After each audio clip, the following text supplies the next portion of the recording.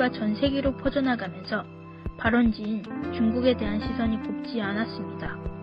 중국뿐만 아니라 우리나라 사람들 같은 동양인들에 대한 인종차별이 더욱 심해지기도 하였습니다. 우리나라에서도 코로나19로 인해 중국인 혐오가 기승을 부렸습니다.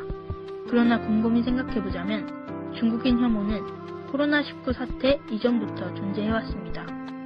중국인은 시끄럽다, 중국인은 이상한 음식을 먹는다, 중국은 우리보다 못산다 등등의 편견 말입니다. 사실 이러한 편견들이 모두 중국인한테 적용되는 것도 아니고 문화적 차이에서 비롯된 것들도 많습니다. 현재 코로나19 사태가 계속해서 확산되고 있는 상황이고 우리 모두 안전하지 않은 상태이기에 사람들의 불안한 심리는 고조되고 있습니다.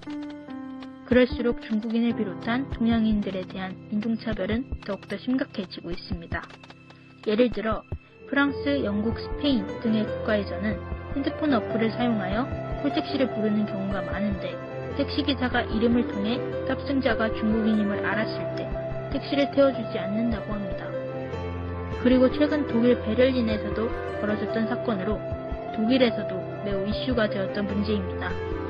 지하철역으로 이동을 하던 20대 중국인이 독일인 2명으로부터 욕설을 듣고 폭행을 받으면서 병원으로 실려가게 되었습니다. 또한 프랑크푸르트 공항에서 중국인이 공항 직원에게 중국인들에게 오염되었다라는 말을 들었다고 합니다. 이 외에도 사람들은 지나가는 중국인들에게 바이러스가 지나다닌다, 나 곧 죽겠다 등의 언행을 하고 식당에 남은 자리가 있는데도 자리가 없어 들어갈 수가 없다, 마스크를 왜 쓰고 다니냐 등 각종 인종차별을 하고 있습니다. 앞으로 인종차별을 해결해 나가기 위해서는 사람들이 상황이 심각하고 중국인에 대한 인식 개선이 필요하다는 것을 알아야 합니다. 이를 위해서는 첫 번째, 다문화 교육을 강화시켜야 합니다.